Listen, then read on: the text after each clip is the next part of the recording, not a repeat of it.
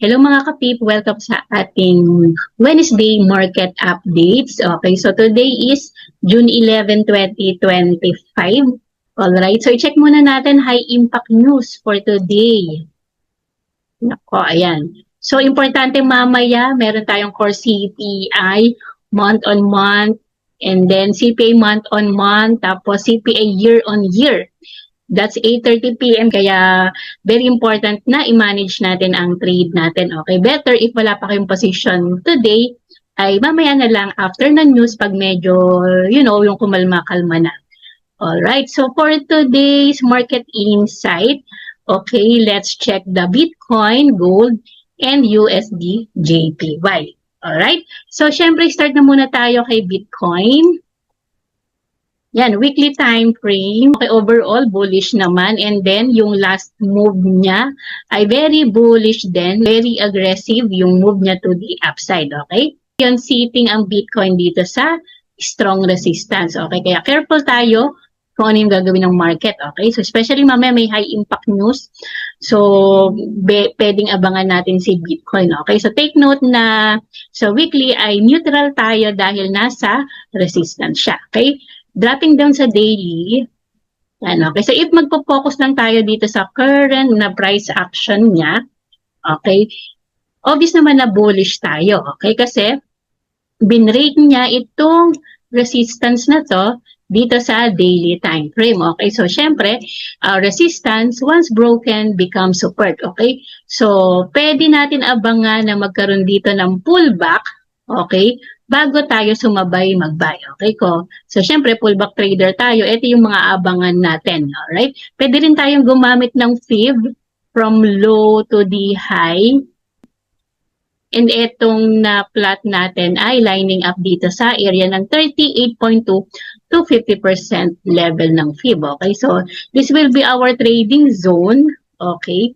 Para makapag-trade dito kay Bitcoin, okay? Kasi mahirap din mag-sell dahil nga very bullish ang galaw niya, okay? Nagkikreate siya ng mga impulsive moves to the upside, okay? And then, another thing na pwede natin i-check, okay, ay itong Bitcoin Exchange Reserve, alright? Ayan. So, this is the amount of Bitcoin in the exchanges. Okay? So, kumbaga ito yung nasa wallet or platform ng mga tao. Okay? So, as you can see, so kita nyo halos magkabaliktad yung galaw nila. No? So, currently, kita nyo, habang tumataas ang price ni Bitcoin, so itong black na to, ito yung price niya. Okay? In USD. Tapos ito namang blue, ito yung exchange reserves niya. Okay? So kita nyo habang tumataas ang price ni Bitcoin, bumababa naman ang supply ng Bitcoin. Okay? Huge amount of Bitcoin are moving away from exchanges. Okay? Kita nyo tong move niya to the downside aggressively.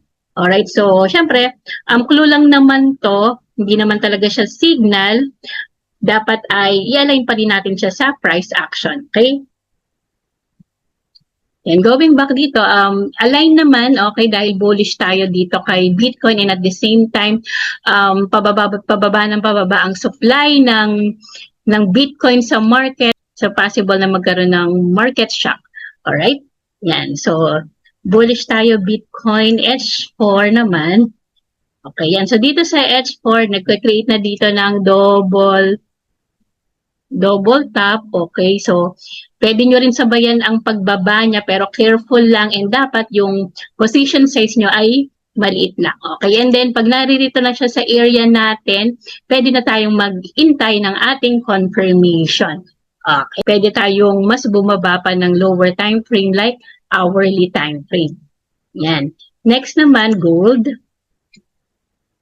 Ayan, so kanina nakapag-trade tayo dyan and natipihit naman. Okay, quick trade lang, 15 minutes lang yan. Okay, so dito sa weekly time frame, napaka-messy ng price action niya. Okay, although generally, obvious naman na bullish siya.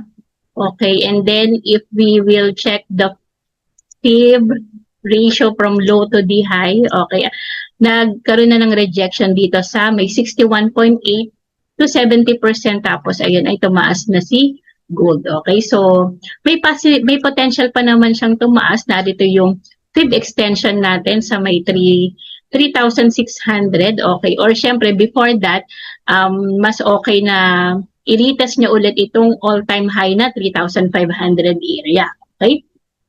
So, bullish pa rin naman dito kay gold, okay? Although ngayon nga ay choppy yung market, okay? And then, pansinin natin itong previous candle na na-create, okay? Actually, doji siya, pero ngayon ay binabalikan niya itong week na to, okay? So, may possibility na umakit ulit ang gold dito bandang 3,400, okay? Kasi normally pag ganitong klase yung candlestick ay binabalikan niya itong week na to. Kumbaga, pinifill niya, okay? So bullish ako dito kay gold, especially ina-anticipate ko na binabalikan niya itong week na to sa week ng candle na to, okay? And then daily, create siya ng higher highs and higher lows, okay? So may possibility talaga na tumaas ang gold and itest nga itong first resistance na to, okay? So ito muna yung first target natin, okay? So careful lang dahil nga mayroong high impact news mamaya, okay? H4, andito pa yung price, no? Dito siya, sitting siya dito sa area ng previous support, and ngayon nga ay possible na mag-act as resistance, okay? So, syempre naman, habang nasa resistance siya, expect natin na ang mga sellers dito ay in control pa rin, okay? Unless na magkaroon dito ng breakout sa area na yan, and then sa retest, doon magandang mag-buy, and ito nga, ang ating tipping nga ay yung 3,400, okay? Which is ito yung immediate resistance dito kay gold, okay? And ngayon nga, ang price ay, okay, struggle siya dito sa support area ng parallel channel na to, okay?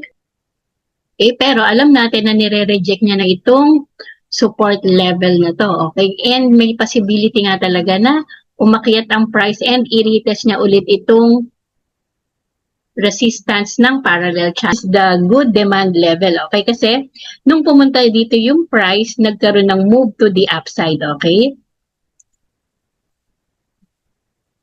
Okay, so kasi kita nyo, pag pumupunta siya dito sa area na to, nagkakaroon ng move to the upside, okay? Ito rin, okay? And then ito, meron lang ditong false breakdown, pero ngayon, okay, nag-a-act ulit siya na support, okay, or demand level, okay? Ang dami pa ring buyers na nagpa-participate dito sa area na to, okay? So, may possibility talaga na ang mga buyers are in control sa ngayon, okay? Yan, so bullish din tayo dito kay gold. And then, for the last pair ay USD JPY. Okay, so dito sa weekly time frame, okay, so bullish naman siya, kaya lang ngayon, if you can see, ang price ay choppy, okay, or ranging lang siya, okay?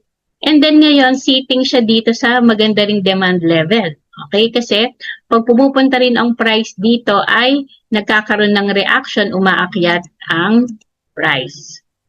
Yan. So, kita nyo, pag pumupunta yung price dyan ay nagkakaroon ng reaction, tumataas siya, okay? Yan. So, may possibility rin na magkaroon talaga tayo din ng reaction ulit pataas. Okay? So, bullish tayo dito kay USD JPY. Look at the weekly time frame. Kasi nire-respect pa rin naman niya yung support na to or demand level. Okay, daily. Okay, kaya lang dito sa daily ay downtrend pa. Okay, kita nyo tong market structure niya na nag-create pa rin siya ng lower lows and lower highs. Pero syempre magtaka na tayo rito dahil hindi na ulit siya nag-create ng another lower low. Okay, so sign na rin yan na may possibility nga na mag-step in ulit ang mga buyers. Okay, pero ngayon ay ito yung kanyang resistance, okay? So, ang babantayan ko rito ay pag nagkaroon talaga dito na impulsive move to the upside and i-retest niya, okay, dyan ako, dito sa area na to, ako magiging interested na mag-buy, okay? So, ito yung ating first TP and then ito yung ating second TP, Okay? Pero sa ngayon, okay, habang ang price ay below this resistance, again, ang mga sellers pa rin ang in control. Okay? Gusto natin makakita talaga ng breakout.